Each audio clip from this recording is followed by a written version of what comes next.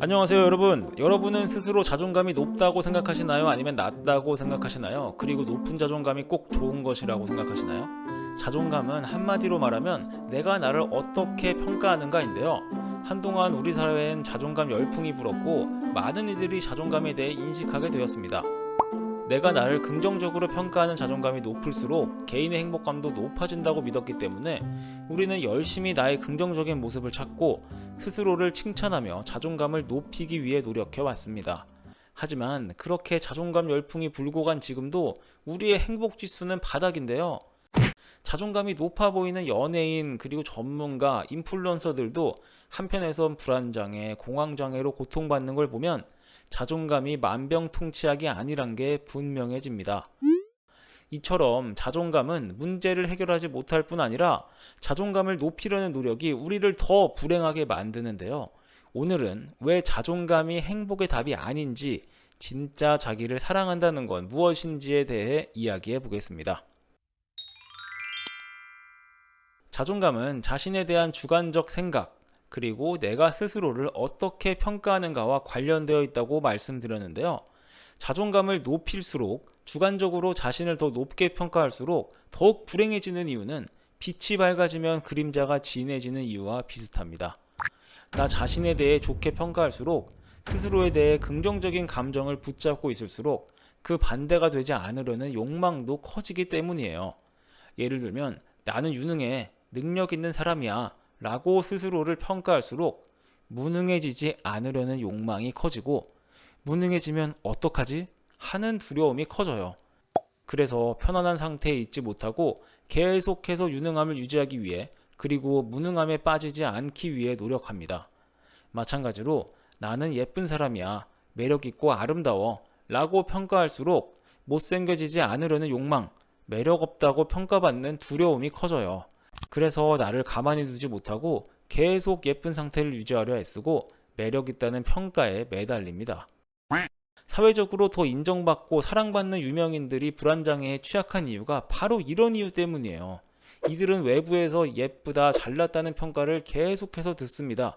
그리고 본인이 생각하기에 그 평가를 유지해야만 할 것 같기 때문에 자신의 예쁘지 않은 모습, 잘나지 않는 모습을 인정하는 게 어려워요.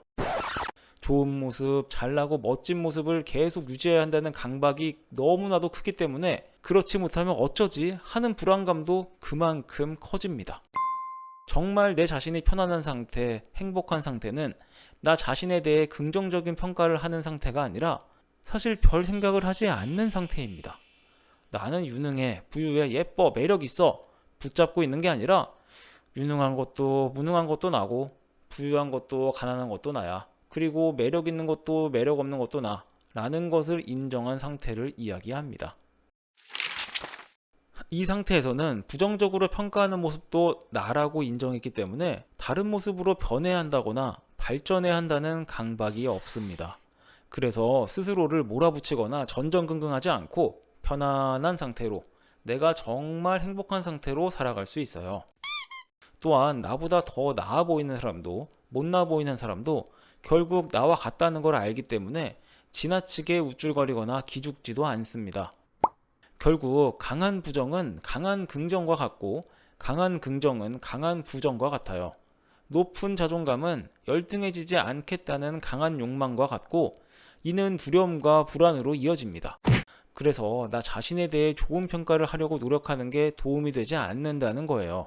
진짜 마음이 편안한 사람, 행복한 사람은 자존감이라는 단어 자체도 많이 쓰지 않아요. 자존감이 높다거나 낮다거나 하는 평가 자체를 하지 않는 영의 상태가 정말 나를 사랑하는 상태이자 진짜 자기 사랑의 의미입니다.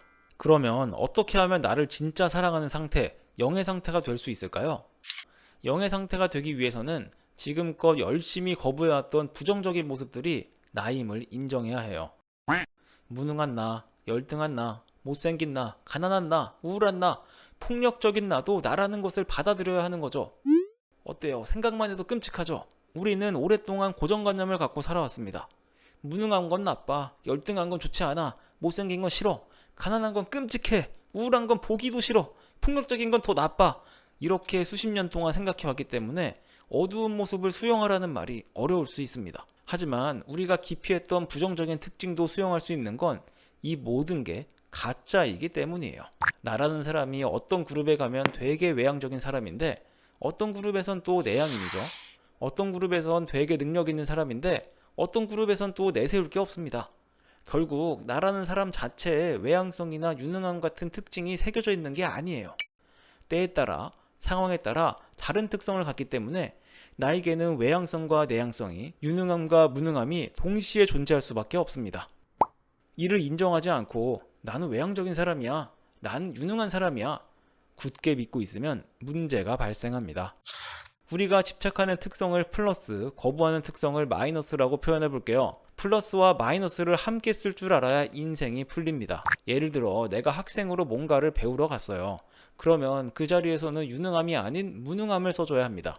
내가 더 잘났다고 선생을 이겨버리는 게 아니라 그 자리에선 내가 배울 점에 집중하고 선생님의 말을 들을 줄 알아야 해요.